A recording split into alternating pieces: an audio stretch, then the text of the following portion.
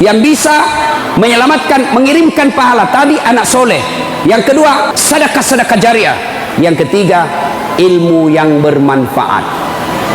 Nah ini, pulang kita dengar ceramah, misal dapat ceramahnya Ustaz Das'ad, WhatsApp, kirim ke orang lain, kirim, dapat tulisan-tulisan agama, ilmu-ilmu agama, kirim ke teman. Dia mau amalkan atau tidak, kirim saja.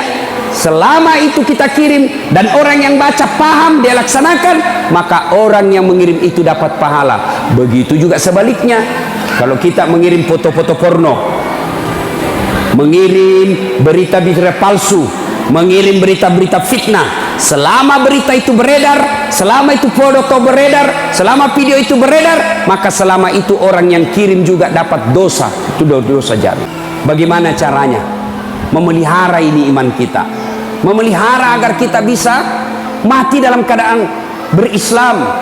Maka caranya satu, ada doa yang diajarkan Nabi. Ada ibu-ibu yang hafal, itu biasanya di buku-buku tahlil. Itu ada di majelis taklim, ada itu buku tahlil di belakangnya, namanya doa selamat. Ada di situ ibu, itu ibu yang baca-baca baik-baik.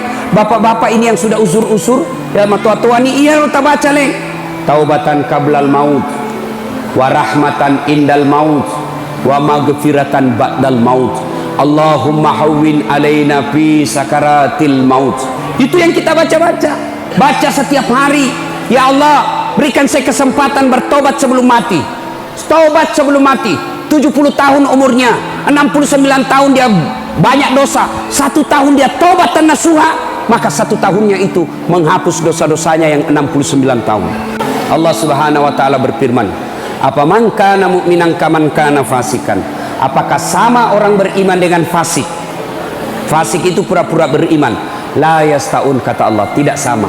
Ammal ladzina amanu wa amilus salihati falahum jannatul ma'wa. Bagi mereka yang beriman dan beramal soleh, kami kembalikan mereka ke dalam surga, surganya dunia dan insya Allah surganya akhirat. Wa ammal ladzina fasaku fa ma'wahumun nar. Bagi mereka yang pembangkang, kami kembalikan mereka dalam neraka, nerakanya dunia, apalagi nerakanya akhirat kelak. 10 tahun kau sholat masih suka kau bohong, 30 tahun kau sholat masih suka kau maksiat. Kenapa? Karena sholatmu belum seperti yang dihendaki Allah. Padahal Allah sudah jelaskan, inna sholata tanha anil fasya'i wal munkar. Ayat ini kita sudah hafal semua dari tak kecil. Sesungguhnya sholat itu mampu mencegah kalian dari perbuatan keji dan mungkar. Karena makanya jangan keheran, kenapa itu rajin nama sembahyang deh, tapi dede pagosipna berarti bermasalah sholatnya. Kenapa itu rajinnya sholat dede sekit namamu, berarti sholatnya bermasalah. Apa itu husu Ustaz? Apakah husu tidak ingat apa-apa? Bukan husu namanya itu. Kalau sholat tidak ingat apa-apa, itu namanya tidur. Bisa itu sholat tidak ingat apa-apa, itu orang tidur itu atau orang pingsan. Lalu apa itu husu? Fokus pada apa yang kita kerjakan. Bagaimana mencapai husuk dalam sholat?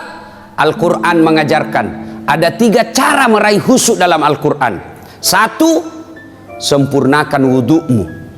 Ini dulu, kalau bapak mau sempurna, mau husuk dalam sholatnya, maka langkah pertama sempurnakan wudhumu. Bukan dikatakan perbaiki, tapi sempurnakan. Berarti ada orang wudhunya sah tapi tidak sempurna.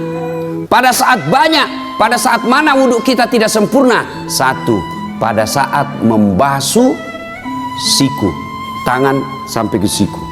Quran mengajarkan membasuh caranya dari jari-jari ke siku. Coba itu buka Quran, basuhlah dari jari-jari ke siku. Berarti begini prakteknya, ya toh? Yang kita praktek dari siku ke jari. Bagaimana prakteknya? Meskipun sudah rakaat keempat, at-tahiyyat itu imam, selama dia belum sholat, belum salam, berjamaah juga namanya itu, dapat ke pahala 27. Jadi tidak usah kau buru-buru, tidak usah lari-lari. Pas kau lari, begitu sampai pasti kau tidak konsentrasi, poso. Maka tidak usah lari, tidak usah lari, santai saja. Kenapa? Selama imamnya tidak salam, belum salam, masih kau dapat pahala berjamaah. Jadi tidak usah makin buru-buru.